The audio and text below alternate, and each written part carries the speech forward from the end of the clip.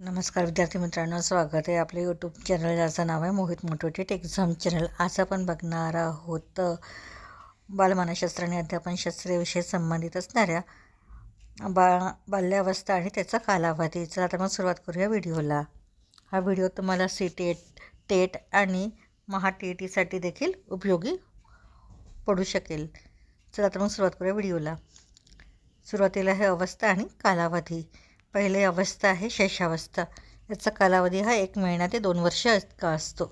त्यानंतर आहे दुसरा बाल्यावस्था, याचा कालावधी 2 वर्ष ते 6 वर्ष आहे। तिसरा अवस्था आहे किशोरावस्था, याचा कालावधी 6 ते 9 वर्ष किंवा 9 ते 12 वर्ष देखील असू शकतो। त्यानंतर आहे तिसरं पौगंडावस्था, याचा कालावधी हा 12 वर्ष ते 13 वर्ष इतका मानला जातो।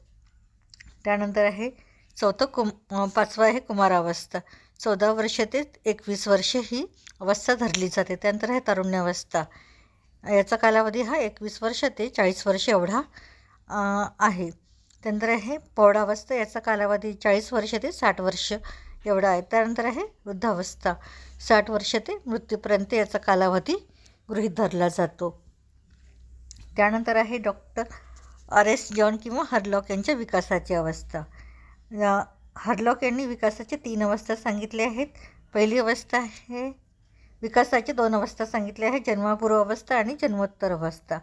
जन्मपूर्व अवस्थेमध्ये 150 दिवसाचा कालावधी असतो। जन्मोत्तर अवस्थेमध्ये जन्मापासून ते मृत्यूपर्यंतचा कालावधी हा जन्मोत्तर अवस्था म्हणून ओळखला जातो।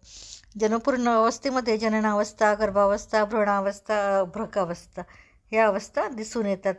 त्यानंतर जन्मोत्तर अवस्थेमध्ये जन्मापासून ते मृत्यूपर्यंत, जन्मापासून ते 2 आठवडे, 2 आठवडे ते 10 आठवडे, 10 आठवडे ते जन्मापर्यंत आणि जन्मापासून ते 1 महिना हा कालावधी जन्मोत्तर अवस्था म्हणून ओळखली जाते। त्यानंतर आहे बुद्धिमापनाच्या उपपत्ती। त्यात बघूया उपपत्तिकार आणि उपपत्त्या। पहिलं आहे स्पियरमन यांचं आहे द्विघटक उपपत्ती। थॉम्सन द्विघटक उपपत्तीत सुधारणा केलेली उपपत्तीमध्ये त्यांनी सुधारणा करून आणली आहे। त्यानंतर आहे थॉर्नडाईक यांची आहे बहुघटक उपपत्ती, यांनी 4 बहुघटक उपपत्ती सांगितले आहेत। त्यानंतर चौथा आहे थर्स्टन यांनी अनेक घटक उपपत्ती सांगितले आहेत, त्यात त्यांनी त्याचे 7 भागामध्ये ही उपपत्ती स्पष्ट केली आहे। त्यानंतर आहे गिलफोर्ड यांची बहुआयामी उपपत्ती, यात त्यांनी 120 घटक घेऊन ही उपपत्ती मांडली आहे। त्यानंतर बघूया ज्ञानप्राप्तीचे घटक। ज्ञानप्राप्तीचे घटकामध्ये 5 घटक महत्त्वाचे आहेत। त्यात पहिलं आहे डोळा 83%, कान 11%, नाक 3.5%, त्वचा 1.5%, जीभ 1% यांनी ज्ञान प्राप्त होत असते। तर ही होती विकासाच्या अवस्था, हॉर्लाईकच्या विकासाच्या अवस्था आणि बुद्धिमापनाच्या उपपत्ती आणि त्याचबरोबर ज्ञानप्राप्तीचे घटक। व्हिडिओ आवडल्यास व्हिडिओला लाईक करा, कॉमेंट्स करा, जास्तीत जास्त व्हिडिओ शेअर करा, हाईप करा आणि चॅनलवर जर नवीन असाल तर अशाच नवीन अपडेट बघण्यासाठी व्हिडिओला लाईक करा, शेअर करा आणि चॅनलला सबस्क्राईब करायला विसरू नका।